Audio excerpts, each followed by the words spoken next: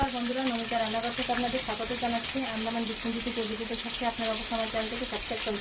বন্ধুরা, আমি আবার দুপুরে রান্না করতে চলে এসেছি। এই দেখেন, এখানে আমি ভাঙাল মাছ নিয়েছি, কয়টা ভাজা করা হয়ে গেছে, আর এই যে কাঁচা কয়টা রয়েছে।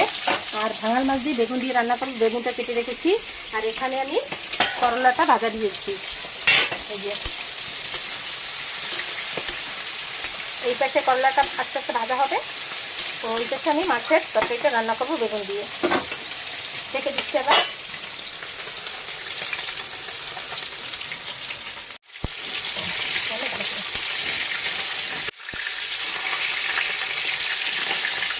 মাছ ভাজা হয়ে গেছে, নামিয়ে নিচ্ছি।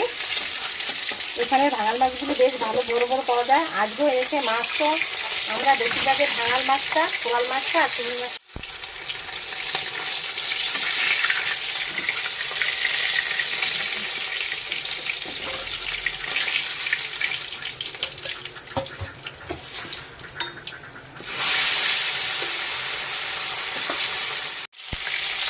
এই মাছটা তো ভাজা হয়ে গেছে, নামিয়ে নিচ্ছি।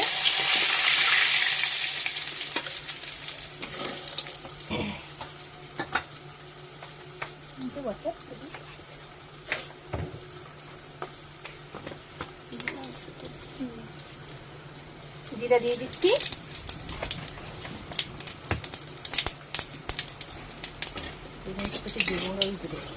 খাওয়া না কো বাবা, টেলিফোন বন্ধ করে দিচ্ছে। একটু পেঁয়াজ কুচি দিয়ে দিচ্ছি।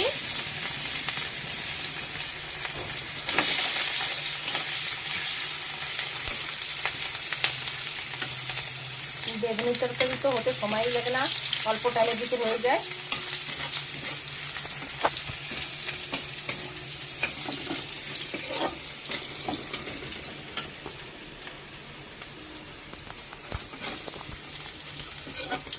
একটা ভালো করে ভাজা হয়ে গেছে, বেগুন কটা আমি দিয়ে দিচ্ছি।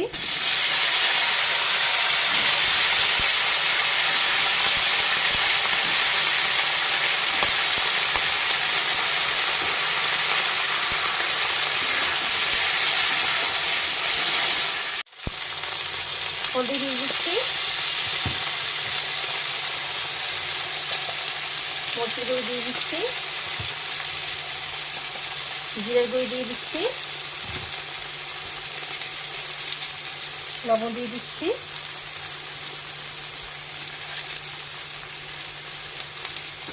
বেগুনটা আমি একটু ভালো করে ভেজে নেবো আস্তে আস্তে মশলার সাথে।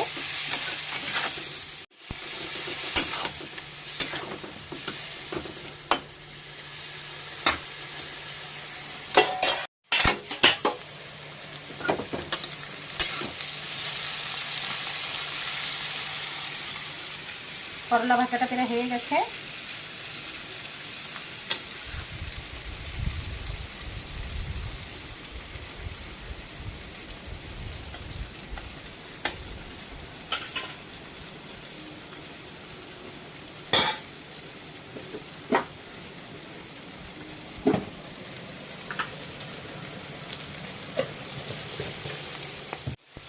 বেগুনটা ভালো করে একটু মশলা দিয়ে ভাজা হয়ে গেছে। এখন অল্প একটু জল দিয়ে দেবো।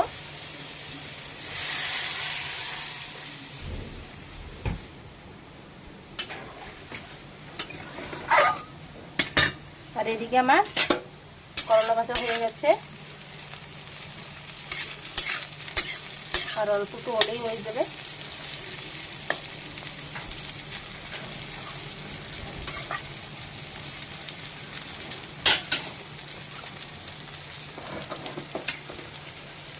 করলা ভাজা এই যে ভালো করে হয়ে গেছে, একটু কড়া কড়া ভাজা দিয়েছি, এখন নামিয়ে নিচ্ছি।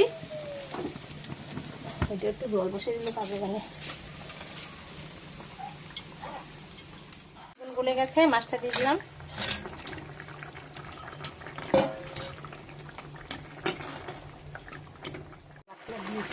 এই ধারে বেগুনের তরকারিটা হয়ে গেছে, আমি এখন এই ভাজা মশলা দিয়ে নামিয়ে দিচ্ছি।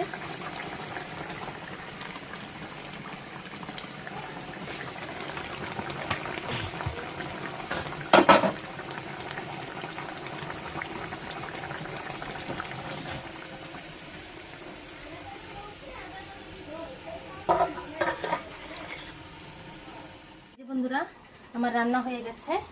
এই যে ভাঙাল মাছ দিয়ে বেগুন দিয়ে তরকারি রান্না করেছি, আর এখানে করলা ভাজা করেছি, আর এখানে মাংস রান্না করেছি। এটা মুরগির মাংস।